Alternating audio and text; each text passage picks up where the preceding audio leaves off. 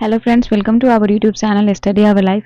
तो अभी हम देख रहे हैं इटूटेरिया 7500 सामान्य अध्ययन का बुक, जो कि आपका नया बुक आया था और इसमें आपका 150 प्रैक्टिस सेट दिया गया है। प्रत्येक प्रैक्टिस सेट में जो है आपको 50 प्रश्न देखने को मिलेगा।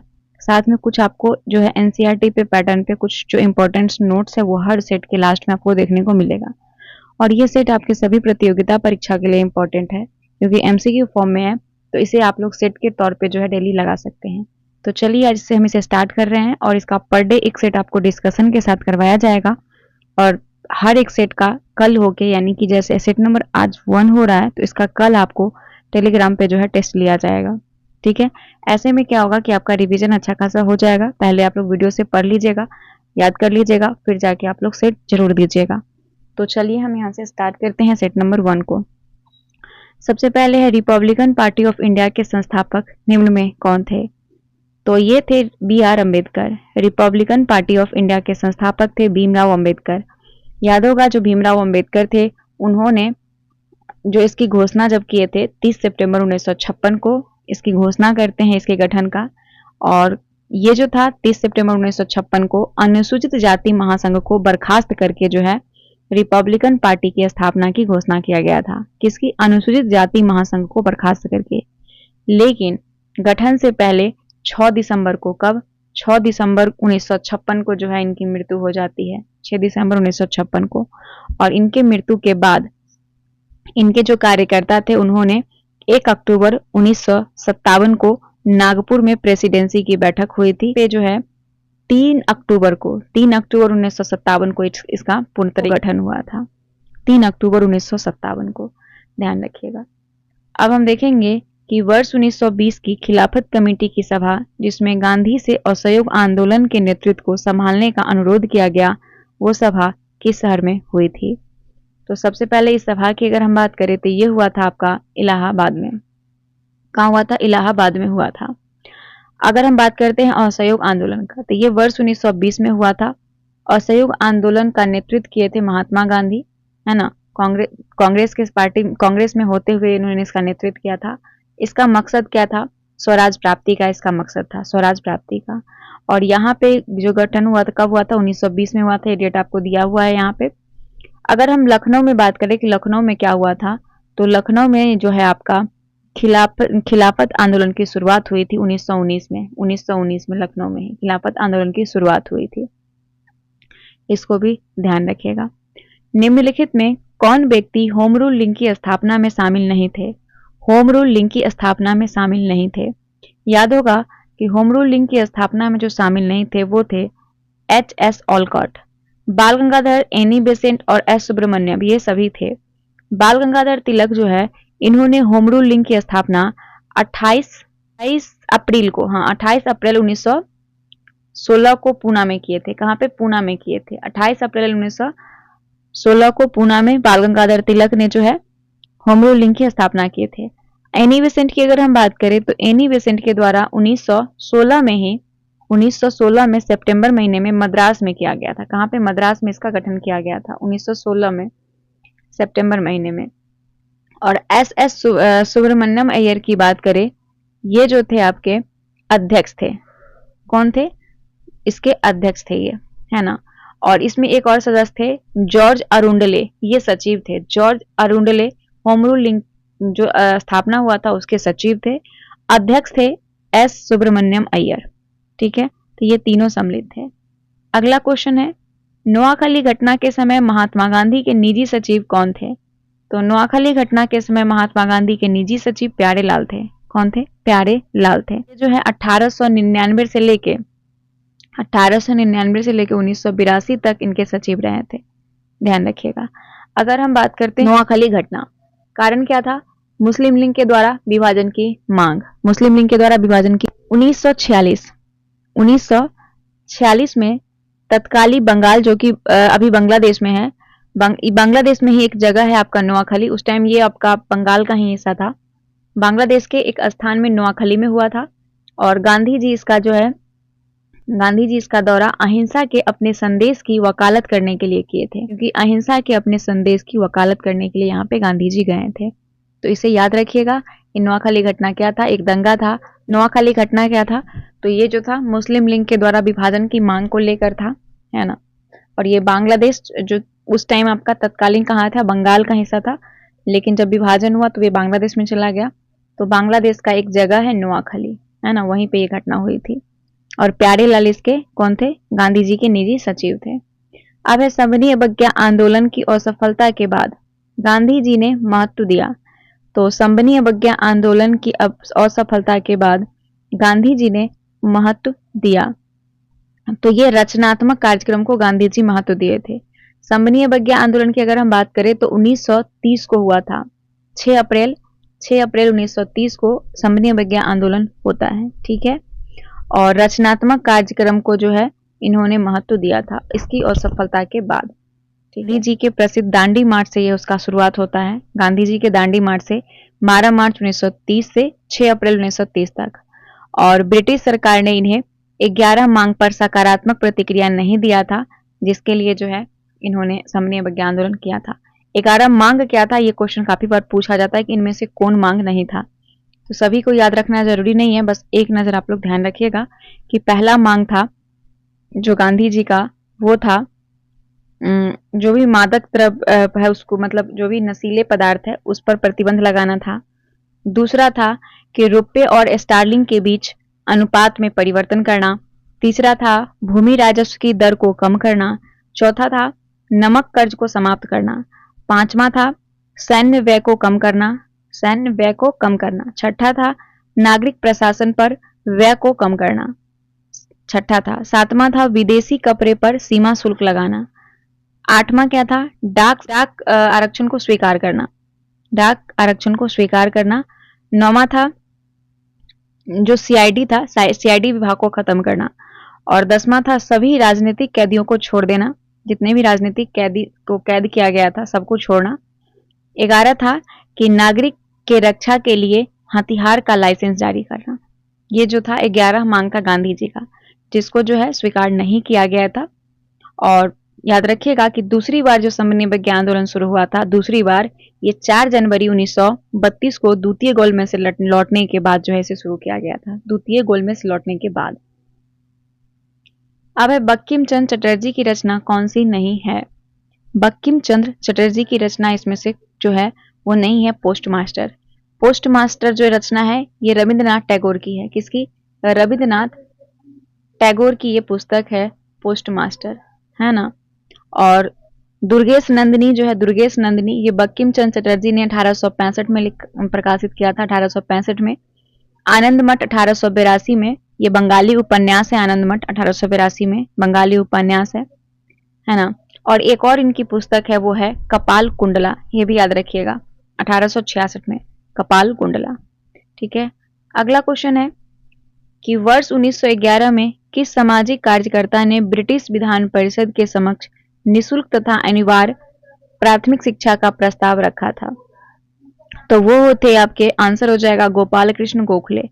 वर्ष 1911 में गोपाल कृष्ण गोखले सामाजिक कार्यकर्ता ने ब्रिटिश विधान परिषद के समक्ष निशुल्क तथा अनिवार्य प्राथमिक शिक्षा का प्रस्ताव रखा था। बॉम्बे क्रॉनिकल जो है ये फिरोज शाह मेहता का समाचार पत्र है, बॉम्बे क्रॉनिकल, जो कि ये मुंबई से प्रकाशित होता था, है ना। और ध्यान रखिएगा दादा भाई नेहरू, इन्हें किस नाम से आना जाता है कमेंट करके बताइएगा। दादा भाई नेहरू को grand old man of India कहते हैं, grand old man of India कहते हैं। अगला क्वेश्चन क्या है कि निम्नलिखित में से दक्षिण भारत में विजय प्राप्त करने वाला पहला शासक कौन था। तो दक्षिण भारत में विजय प्राप्त करने वाला जो पहला शासक था वो था आपका, दक्षिण भारत में विजय प्राप्त करने वाला शासक कौन था, तो वो था अलाउद्दीन खिलजी। अलाउद्दीन खिलजी जो है इसने 1303 में तेलंगाना पर जो है अधिकार किया था, तेलंगाना पर।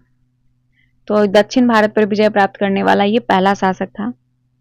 उसके बाद अगर हम बात करें, अच्छा अलाउद्दीन खिलजी, इसे अली गुरसस्प जो इसका असली नाम था, क्या इसका असली नाम क्या था, अली गुरसास्प जो है इसका असली नाम था, ध्यान रखिएगा, अली गुरसास्प इसका असली नाम था, है ना। अगला प्रश्न देखते हैं। अगला प्रश्न क्या है, 9 नंबर, निम्नलिखित में कौन सा व्यक्ति रंपा विद्रोह से संबंधित है।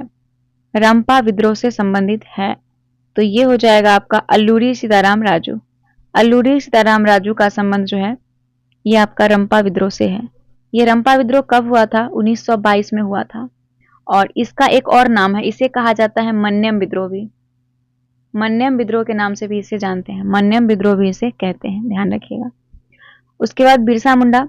ये बिरसा मुंडा जो थे ये झारखंड से थे और मुंडा विद्रोह से संबंधित है। मुंडा विद्रोह का नेतृत्व किए थे 1899 से लेकर 1900 में इन्होंने किया था, है ना। उसके बाद मंगल पांडे 1857 की क्रांति, ये 34वीं नेटिव इन्फेंट्री के सेना थे, याद रखिएगा। पागल पंथ की स्थापना किसने की थी? पागल पंथ की स्थापना ये किए थे करमशाह। करमशाह ने 1813 में पागल पंथ की स्थापना करमशाह ने 1813 में किया था, 1813 में, इसे भी याद रखिएगा। अब है पानीपत के युद्ध में बाबर के जीतने का मुख्य कारण क्या था? तो पानीपत के युद्ध में बाबर के जीतने का कारण जो था वो था आपका तुगलकमा पद्धति। तुगलकमा पद्धति कारण जो है इसने जीता था पानीपत के युद्ध में बाबर। अच्छा, बाबर जो था, याद होगा कि जब खानवा का युद्ध किया था 1527 में, 1527 में खानवा का युद्ध होता है और इसे जीतने के बाद जो है इसने गाजी की उपाधि धारण कर लिया था। गाजी की उपाधि लिया था खानवा के युद्ध को 1527 में जीतने के बाद। किसने? बाबर ने। अगला सवाल है कि मध्यकाल में जौनपुर में स्वतंत्र सरकी राजवंश की स्थापना किसने की थी? तो जौनपुर में स्वतंत्र सरकी राजवंश की स्थापना जो किया था वो था मल्लिक उल सर्क, मल्लिक उल सर्क, है ना। और 1394 में दिल्ली सल्तनत के विघटन के बीच जो है मल्लिक सरवर ने जौनपुर का शासक घोषित किया था। 1394 में दिल्ली सल्तनत के विघटन के बीच मल्लिक सरवर ने जौनपुर का शासक घोषित किया था खुद को। और याद रखिएगा इसने जो है अताबक ए आजम, इसकी उपाधि इसने धारण किया था। कौन? मल्लिक उल सर्क ने अताबक ए आजम की उपाधि इसने जो है धारण किया था। अगला क्वेश्चन है, अधिक संख्या में दफनाए गए बच्चों के समाधान प्राप्त हुए हैं। तो अधिक संख्या में दफनाए गए जो बच्चे के समाधान है ये प्राप्त हुए हैं जोड़वे संस्कृति से। कहां से प्राप्त हुआ है? जोड़वे संस्कृति से प्राप्त हुआ है, जोड़वे संस्कृति से। इसकी अगर हम बात करें तो अधिक संख्या में दफनाए गए बच्चे के समाधान प्राप्त हुए हैं जोड़वे संस्कृति से। और यह संस्कृति ग्रामीण थी। ये जो जोड़वे संस्कृति थी वो ग्रामीण थी, फिर भी इसकी कई बस्तियां जैसे कि दामदाबाद, इनाम गांव, ये सभी नगरीकरण की प्रक्रिया में प्रारंभ हो गई थी। और जोड़वे स्थलों में सबसे बड़ा दामदाबाद है। जोड़वे स्थल में सबसे बड़ा पूछे तो वो है दामदाबाद। और ये सर्वप्रथम चित्रित मृतभांड का प्रयोग किया था, चित्रित मृतभांड का, जिसमें काला और लाल जो है ये मुख्य था। काला और लाल ये दोनों मुख्य था इसमें, ठीक है। अगला क्वेश्चन है कि भागवत संप्रदाय के विकास में किसका योगदान अत्यधिक था? तो भागवत संप्रदाय के विकास में योगदान जो सबसे ज्यादा था वो गुप्त का था। किसका था? गुप्त का सबसे ज्यादा योगदान था भागवत संप्रदाय में। गुप्त वंश के समय जो है भागवत संप्रदाय और वैष्णव संप्रदाय जो है ये चरमोत्कर्ष पर था, सबसे ज्यादा चरमोत्कर्ष पर था। और याद रखिएगा कि जितने भी राजा थे वो सभी जो है ज्यादातर राजा उसने उपाधि धारण किया था और वो उपाधि था परम भागवत का। परम भागवत की उपाधि इस समय के जो राजा थे वो ज्यादातर धारण करते थे, परम भागवत की उपाधि, है ना। अगला देखते हैं, धमेक स्तूप कहाँ स्थित है? धमेक स्तूप यूपी सारनाथ में स्थित है। ये धमेक स्तूप सारनाथ में स्थित है और इसे बनवाया था अशोक ने। किसने बनवाया था? अशोक ने इसे बनवाया था। धमेक स्तूप को अशोक ने बनवाया था। अगला देखते हैं, और अशोक जो था वो मौर्य सम्राट था, तो जानते ही होंगे। अगला है कि वो सुल्तान कौन था जिसने खलीफा के अधिकार को मानने से इनकार कर दिया था? तो खलीफा के अधिकार को मानने से इनकार करने वाला जो था वो था अलाउद्दीन खिलजी। अलाउद्दीन खिलजी जो था इसने खलीफा के अधिकार को मानने से इनकार कर दिया था। और इल्तुतमिश की अगर हम बात करें तो इसने इक्ता प्रणाली का शुरुआत किया था, है ना। और एक और प्रश्न यहाँ से याद रखिएगा कि अगर पूछा जाता है कि दिल्ली सल्तनत में सबसे लंबा शासन किस वंश का था, तो वो था तुगलक वंश का। तुगलक वंश का शासन दिल्ली सल्तनत में सबसे लंबा था।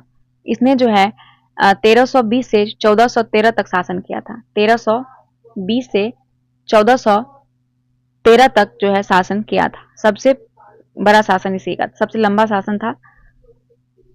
अगला हम देखते हैं, अगला प्रश्न क्या है। यूरोप को उत्तरी अमेरिका से कौन सा सागर या महासागर अलग करता है? तो यूरोप को उत्तरी अमेरिका से जो महासागर अलग करता है वो उत्तरी अटलांटिक महासागर है। कौन है? उत्तरी अटलांटिक महासागर। और यहाँ पर अगर हम प्रशांत महासागर की बात करें तो ये सबसे गहरा महासागर है प्रशांत महासागर, सबसे गहरा महासागर है प्रशांत महासागर। ये अमेरिका और एशिया को जो अलग करता है, अमेरिका और एशिया को अलग करता है। यूरोप और उत्तरी अमेरिका को जो अलग करता है वो है उत्तरी अटलांटिक महासागर। शिवालिक सेल समूह के दक्षिण में भावर क्षेत्र उदाहरण है गिरिपद स्थिति का। शिवालिक सेल समूह के दक्षिण में भावर क्षेत्र उदाहरण है गिरिपद स्थिति का। आंसर आपका सी हो जाएगा। दक्षिण में उत्तर भारत का मैदान है, जानते हैं। और उत्तर का मैदान जो है, उत्तर के मैदान का सबसे ऊपरी और सबसे ऊंचा भाग जो है वो भावर क्षेत्र कहलाता है, भावर क्षेत्र। और इसी से लगा हुआ जो सटा हुआ शिवालिक है, और इसीलिए जो इसे गिरिपद स्थिति कहते हैं क्योंकि शिवालिक से सटा हुआ है। निम्नलिखित में कौन सा सौर परिवार से संबंधित नहीं है? तो वो है निहारिका। निहारिका सौर परिवार से संबंधित नहीं है। अब अगला क्वेश्चन आता है कि सूची 1 को सूची 2 से सुमेलित कीजिए और सूची के नीचे दिए गए कूट का प्रयोग कर सही उत्तर चुनिए। यहाँ पे आर्टिकल दिया हुआ है, इसे मैच करना है। अनुच्छेद 26, अनुच्छेद 26 क्या कहता है? तो अनुच्छेद 26 कहता है आपका धार्मिक कार्य के प्रबंध की स्वतंत्रता। धार्मिक कार्य के प्रबंध की स्वतंत्रता आर्टिकल 26 में है। अनुच्छेद 40, 40 कहता है ग्राम पंचायतों का गठन। 40 क्या कहता है? ग्राम पंचायतों का गठन। अनुच्छेद 98, अनुच्छेद 98 है आपका संसद सचिवालय, संसद सचिवालय। और अनुच्छेद 239 संघ शासित क्षेत्रों का प्रशासन, संघ शासित क्षेत्रों का प्रशासन। आंसर आपका 1 हो जाएगा। अगला क्वेश्चन है कि निम्नलिखित क्षेत्रों में से किस एक क्षेत्र में राज्य सरकार का स्थानीय इकाई पर नियंत्रण नहीं होता है? तो वो है नागरिकों की शिकायतें। ऑप्शन नंबर 1, ऑप्शन नंबर 1 इसका करेक्ट आंसर हो जाएगा। क्षेत्र में से किस एक क्षेत्र में राज्य सरकार का स्थानीय इकाई पर नियंत्रण नहीं होता है?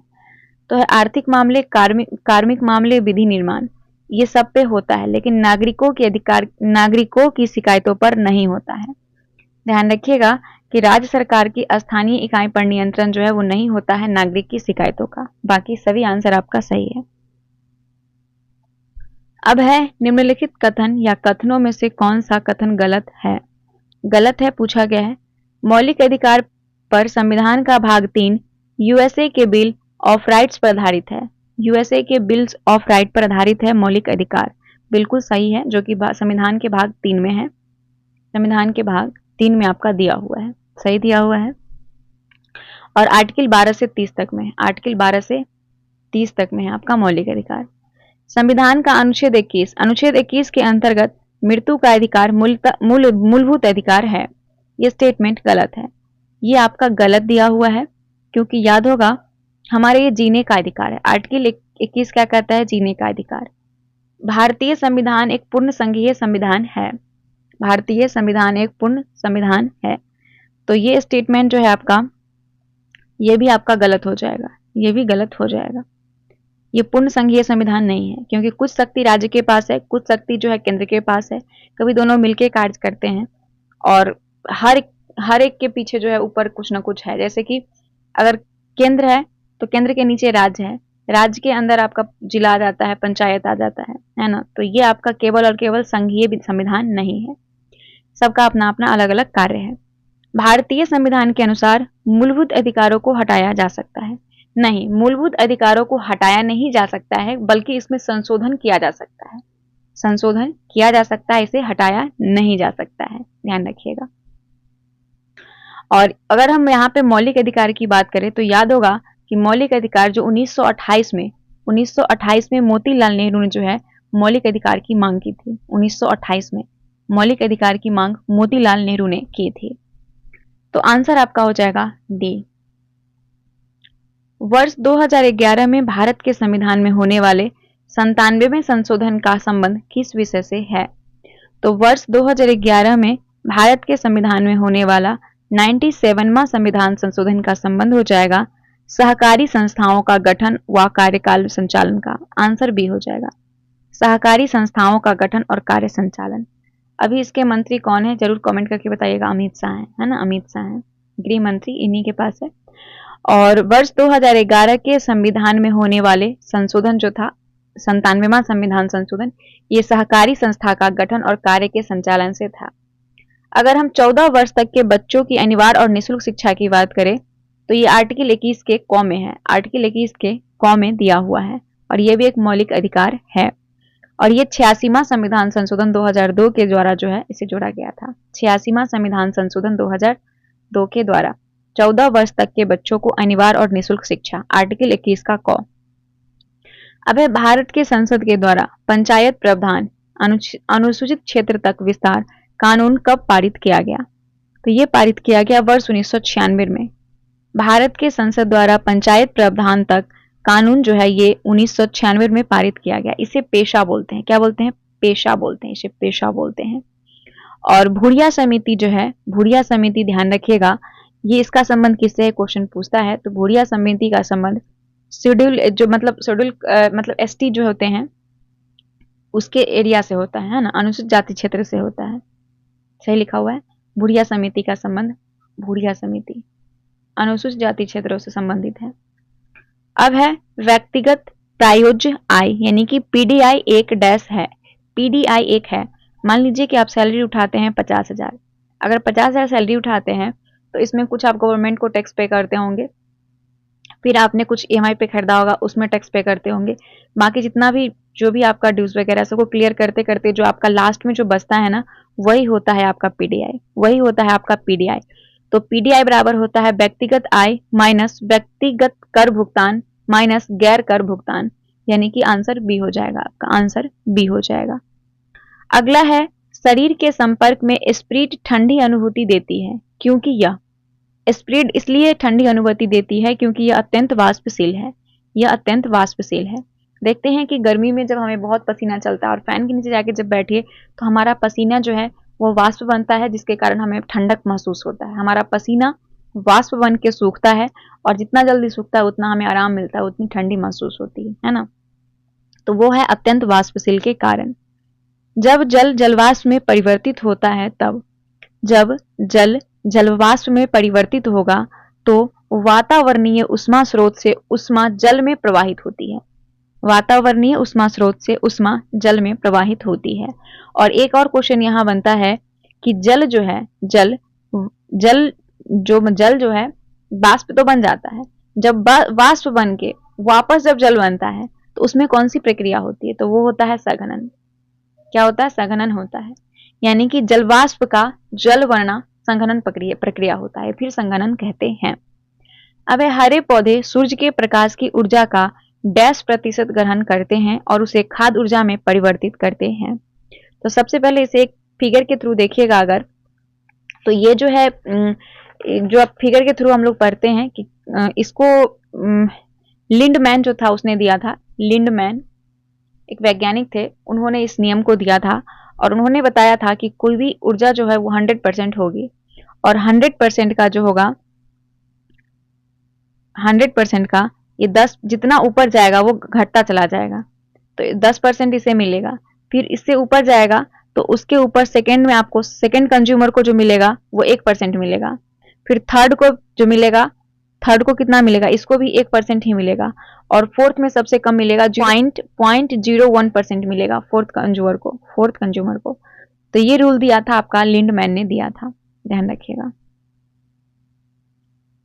तो यहाँ पूछा गया कि हरे पौधे सूर्य के प्रकाश की ऊर्जा का डैश प्रतिशत ग्रहण करते हैं और उसे खाद्य ऊर्जा में परिवर्तित करते हैं।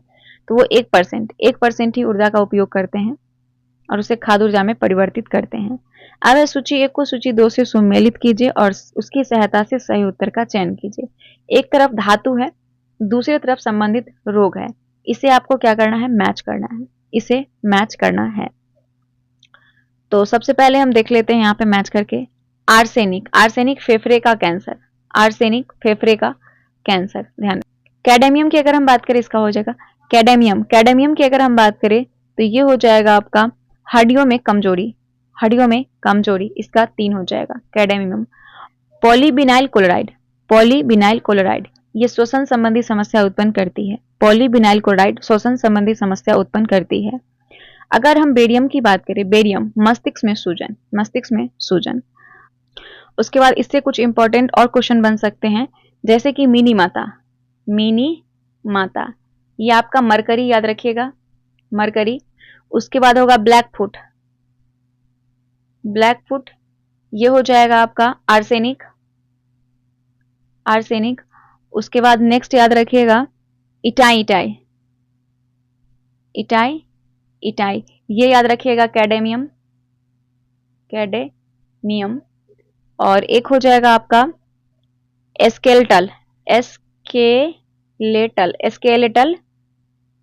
फ्लोराइटिस, है ना, एस्केलेटल फ्लोराइटिस, ये आपको फ्लोराइड की कमी से होता है। और ब्लू बेबी सिंड्रोम, ये आपका नाइट्रेट जो उसको बोलते हैं नाइट्रेट, इसकी अधिकता से होता है ना। तो ये आपका आंसर हो जाएगा ऑप्शन नंबर डी।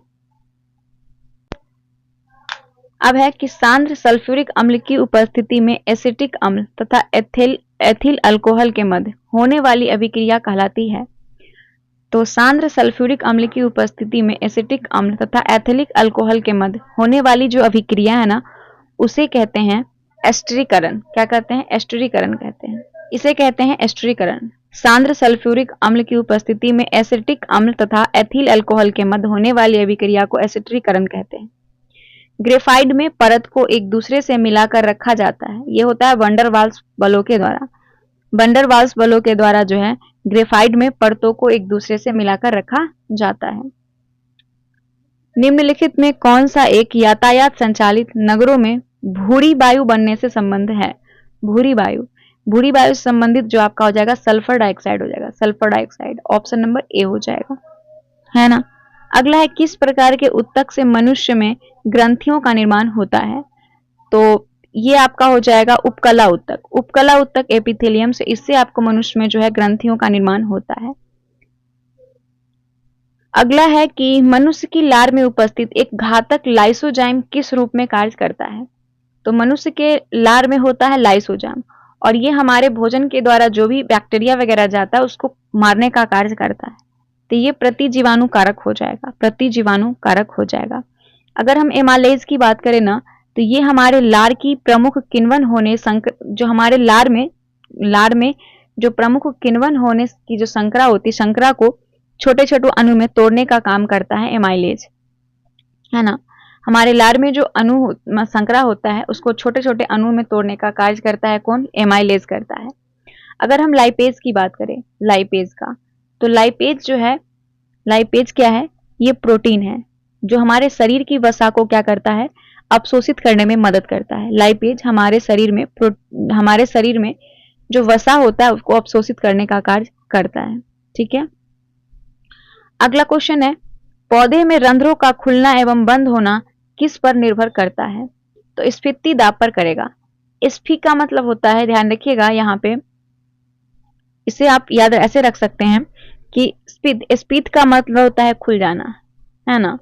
और स्लथ का मतलब होता है बंद होना, इसे ध्यान रखिए। स्फीति दाब के कारण जो है हमारा जो प्लांट होते हैं, प्लांट का स्टोमाटा होता है वो खुलता और बंद होता है। तो वो जो है रंध्रों का खुलना और बंद होना, ये आपका द्वारी कोशिका में होता है। किसमें? द्वारी कोशिका में। और द्वारी कोशिका के अंदर फैलने पर खुलेगा और सिकुड़ने पर ये बंद हो जाएगा। अगला है कि निम्न में कौन फूल का एक अंश या भाग है? तो स्त्री केसर, ये फूल का भाग है स्त्री केसर। मध्य सिरा, सिराएं, इनमें से कोई नहीं, स्त्री केसर हो जाएगा। जो हमारा निम्न में कौन फूल का एक अंश या भाग है? तो वह स्त्री केसर जो है ये आपका फीमेल पार्ट में होता है, और मेल पार्ट में आपका होता है स्टिग्मा, स्टाइल, ओवरी, ये सब होता है आपका, ध्यान रखिएगा। अगला क्वेश्चन है, सफेद फास्फोरस के संबंध में निम्नलिखित कथन पर विचार कीजिए। यह एक विषैला पदार्थ है जिसका उपयोग रासायनिक हथियार के रूप में किया जा सकता है। बिल्कुल सही है। यह एक अत्यधिक ज्वलनशील है और हवा के संपर्क में आने पर स्वतः प्रज्वलित हो जाता है, ये भी सही है। तो दोनों स्टेटमेंट जो है सफेद फास्फोरस के बारे में सही है। लाल फास्फोरस जो होता है दोस्तों, ये हम लोग माचिस में यूज करते हैं। माचिस की जो तीली होती है उसमें लाल फास्फोरस का यूज करते हैं, ये भी क्वेश्चन आपसे पूछा जाता है, ध्यान रखिएगा।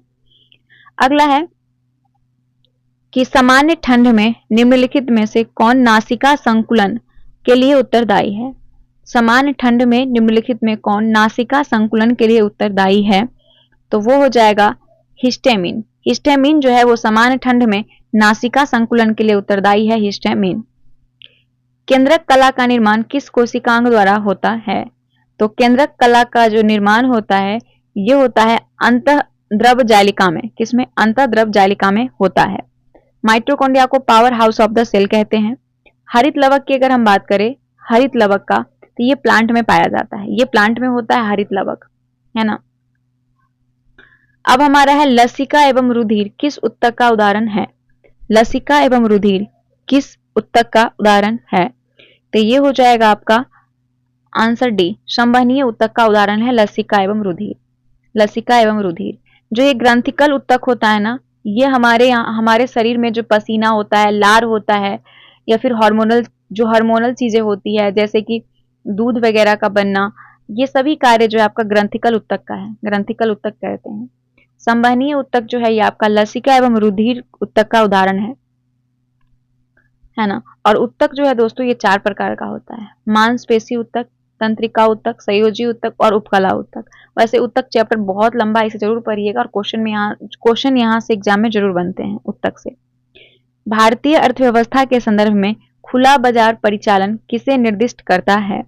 खुला बाजार परिचालन ये जो है आरबीआई के द्वारा सरकारी प्रतिभूतियों के क्रय और विक्रय करना होता है। आरबीआई के द्वारा सरकारी प्रतिभूतियों के क्रय और विक्रय करना खुला बाजार परिचालन जो है निर्दिष्ट करता है। पूंजी खाता परिवर्तनीयता की सिफारिश निम्न में से किस समिति ने की थी? पूंजी खाता परिवर्तनीयता की सिफारिश जो है इसमें से किया था वो हो जाएगा आपका तारापुर समिति। किसने? तारापुर समिति ने किया था। पूंजी खाता परिवर्तनीयता की सिफारिश तारापुर समिति 1997 में, डेट इंपॉर्टेंट है, याद रखिएगा। रंगाराजन समिति की बात करें तो ये गरीबी आंकलन से संबंधित है, गरीबी के आंकलन से संबंधित है। नरसिम्हम समिति ये बैंकिंग सुधार से संबंधित है, बैंकिंग सुधार से संबंधित है। आबिद हुसैन समिति ये लघु उद्योग से संबंधित है, लघु उद्योग से है आपका आबिद हुसैन समिति, लघु उद्योग से। अगला है कि भूगोल को मानव परिस्थितिकी के रूप में परिभाषित करने वाला विद्वान कौन है? तो भूगोल को मानव परिस्थितिकी के रूप में परिभाषित करने वाले जो विद्वान हैं वो हो जाएंगे एच बैरोज। एच बैरोज जो है इन्होंने भूगोल को मानव परिस्थितिकी के रूप में परिभाषित किया। भारत के निम्नलिखित क्षेत्र में से कौन सा परिस्थितिकी उष्ण स्थल माना जाता है? तो वो हो जाएगा आपका, माना जाता है वो हो जाएगा पश्चिमी घाट। भारत के पश्चिमी घाट क्षेत्र में जो है परिस्थितिकी उष्ण स्थल माना जाता है। अगला क्वेश्चन है कि विश्व संगीत दिवस कब मनाया जाता है? तो विश्व संगीत दिवस मनाते हैं 21 जून को। 21 जून को विश्व संगीत दिवस के रूप में मनाते हैं। भारत का पहला राष्ट्रीय समुद्री पार्क कहाँ स्थित है? तो भारत का पहला राष्ट्रीय समुद्री पार्क जो है यह स्थित है आपका कच्छ में। कच्छ कहाँ? गुजरात में।